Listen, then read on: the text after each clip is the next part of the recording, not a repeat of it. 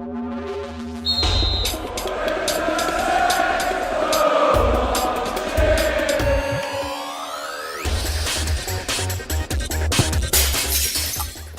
and welcome back to TalkSFC. It's going to be our first proper podcast, so I'm back again with Kristian. Hello everyone. And we will just be going through the Hapoel Sheva game from Thursday evening and giving our opinion on the 0-0 draw out in Israel. So, Saints headed into the game and rotation was of the essence. We need to rotate with the amount of games that are coming up in the near future. We've got Leicester City on Sunday afternoon and travelling up to Israel on a Thursday for an evening game. It's obviously going to be draining for the squad. So we started with a lot of rotation, but Claude Puel did include a hell of a lot of key players that are actually likely to start against Leicester. So we started with Fraser Forster in goal, and we had a much rotated back four of Martina, Yoshida, Van Dijk and Matt Targett. In the midfield, Oriol Romeu was at the base of the diamond, and Jordi Clasie and James Ward-Prowse were either side. At the very tip of the diamond, Puel sprung a surprise with his team selection. He actually started young Jake Hesketh, who made his European debut in what can only be described as quite a difficult atmosphere for the young lad. And up front, Shane Long and Nathan Redmond spearheaded the attack, unfortunately.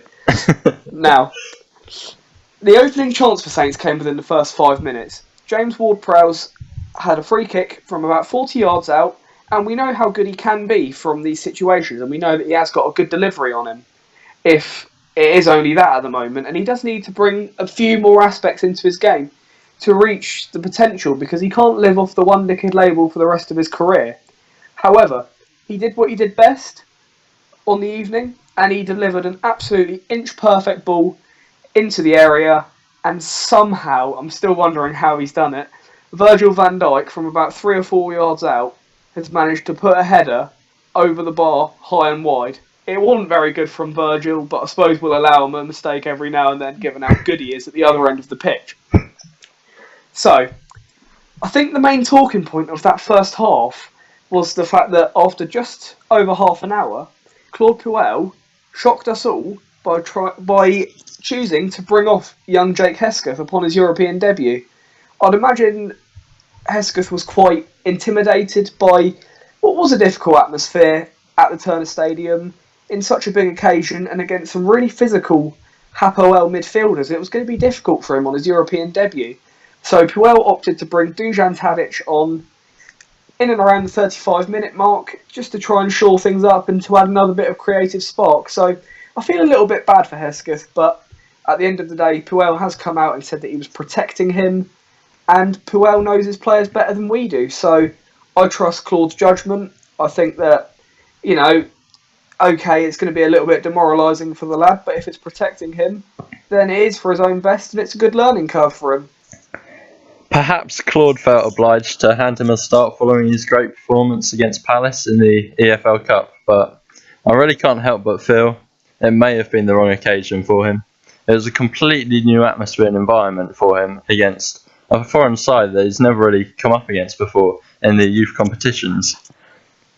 Yeah, I think I'd agree with that. I think the occasion just maybe it just overwhelmed Jake, and that's completely understandable. He's young, he's learning, and it would have been a good experience for him.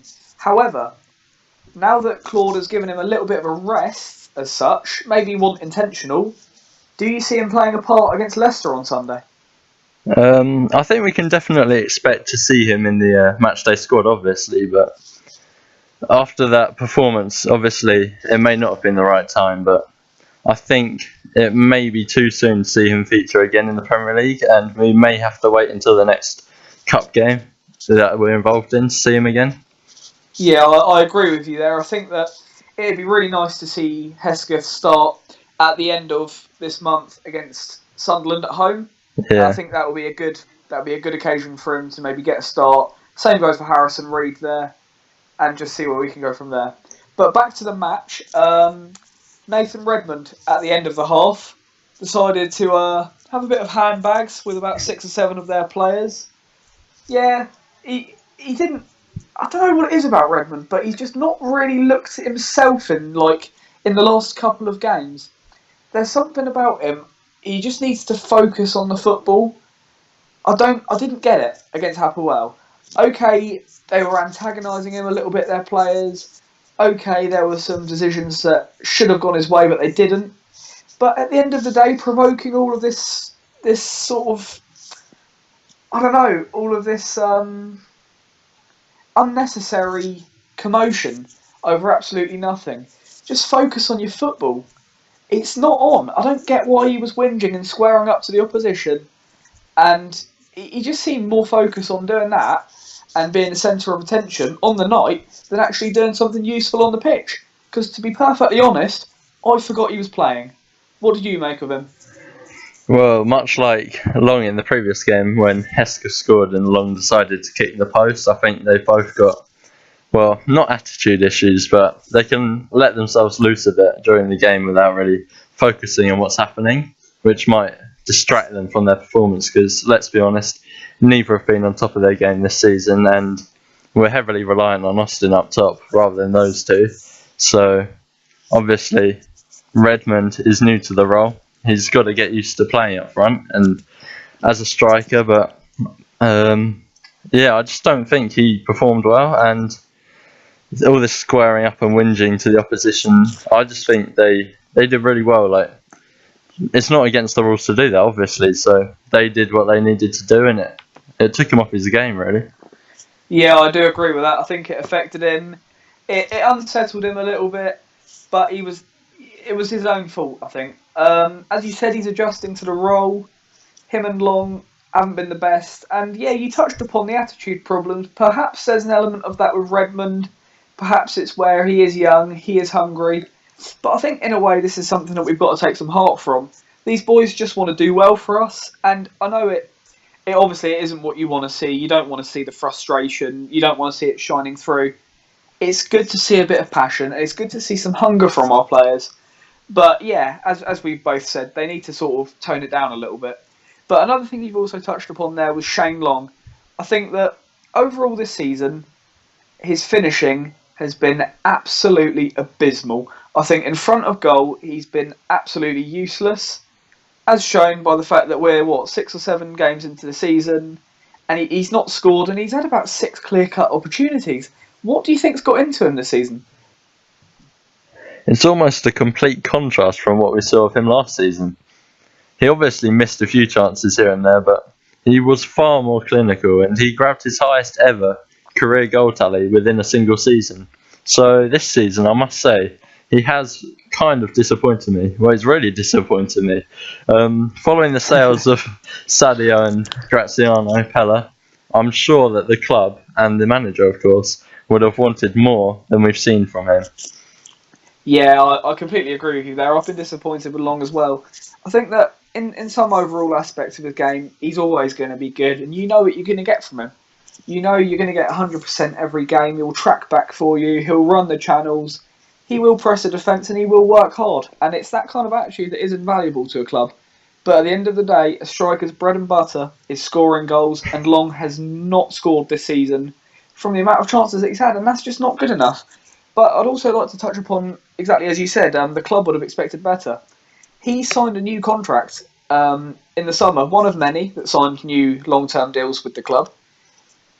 Yes, he flourished under Ronald Koeman last season, but it's not as if you could blame the change in manager and say that he only performed well for Koeman and that he was unhappy that he left, and this is the change in form, because it's not. He signed a new and improved deal after Koeman's gone.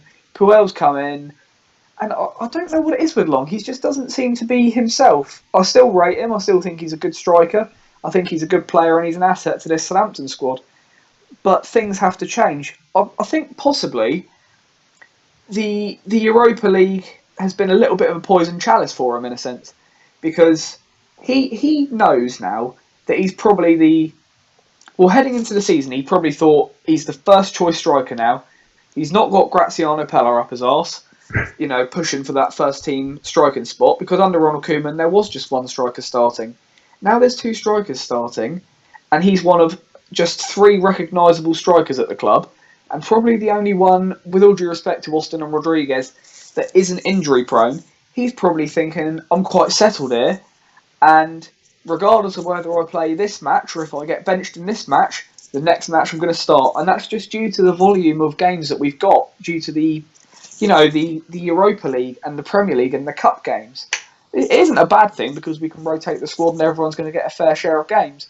But perhaps it's just settled Long down a little bit, and he needs to be put under pressure a bit more to get back to his old best, because we know how good he can be, and I think that's the frustrating thing about it.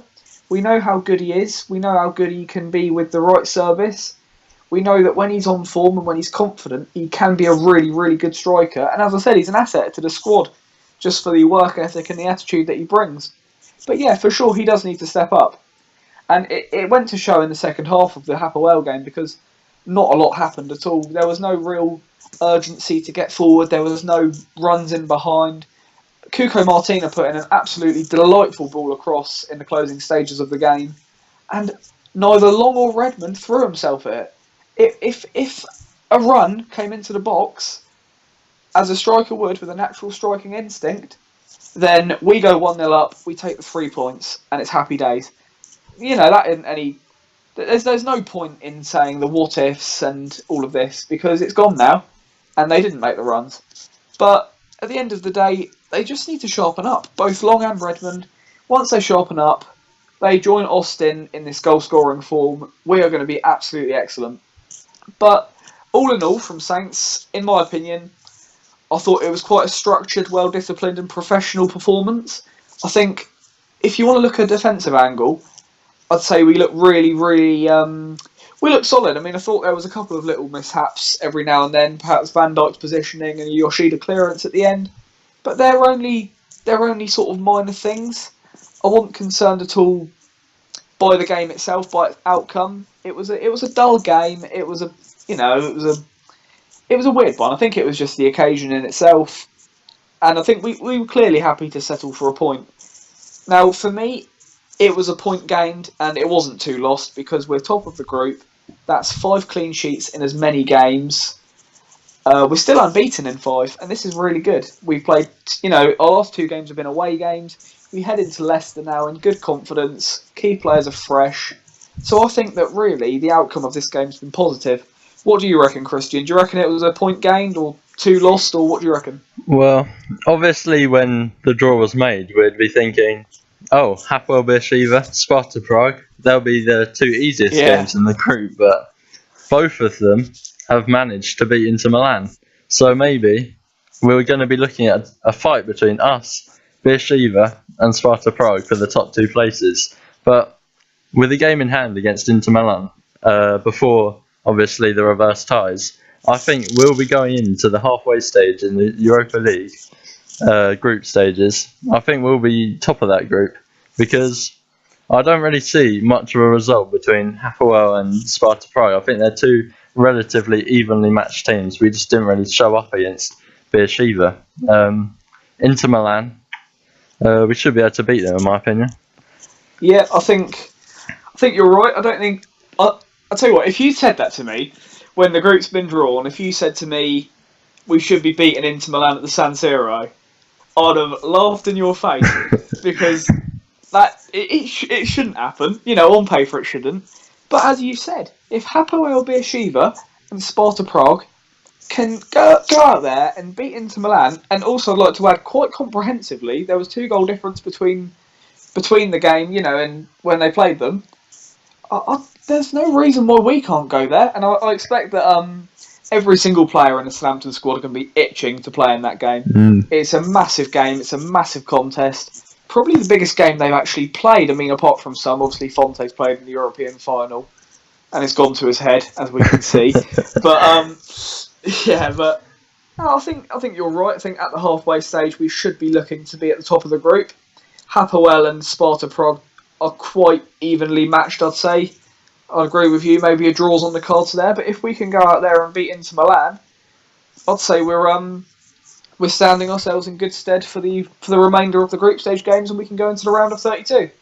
But I think overall, what we can take a lot of heart from the Hapoel game is it's a testament to the squad's depth, the defensive depth, to have 3 new players in our back 5 in the form of Yoshida, Martina and Target coming in. Now, they're all second choice.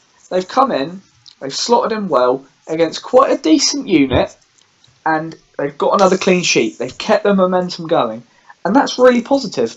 We've been able to rest a number of key players, and we've still ground out a result.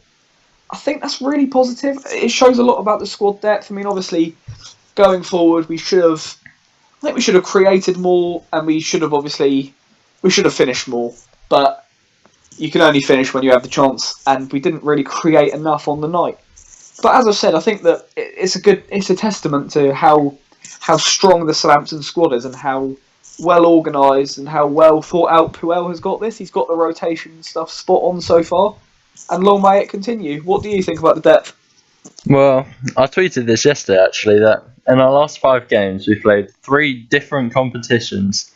We haven't conceded a single goal. We've gone unbeaten, obviously, because we haven't conceded. And we've had 20 different players feature on the pitch throughout those 5 games, which I just think that's really extraordinary. It's impressive, isn't it? It's impressive. Yep.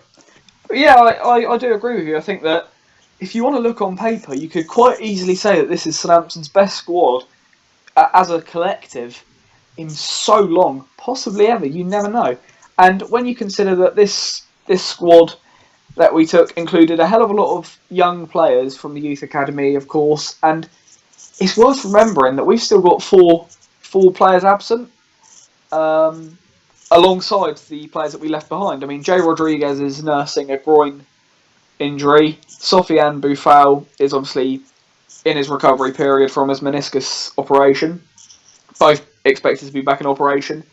Jeremy Piet is obviously out for the rest of the season with an anterior cruciate ligament injury. And Florent Gardos has disappeared off the face of the earth. So, we were without options. We weren't at full strength, as a collective, as a unit. And I think, again, that's really positive. But I think we'll wrap it up there. I think that's what myself and Kristian have made of the draw against Hapoel. Overall, pretty positive. Just a few little concerns about the form and the attitude and the mindset of Shane Long and Nathan Redmond at the moment. We know they can do it. They just need to start showing it for us. So let us know on Twitter by tweeting us at TalkSFC what you thought of myself and Kristian's take on the matter, and be sure to give us a follow, as well as subscribing on YouTube. Also, let myself or Kristian know on our personal Twitters what you thought of the podcast, what we can do to improve it for you guys, and if there are any particular topics you'd like us to cover in the coming podcasts. Thank you all for watching. Until next time, up the Saints. Oh.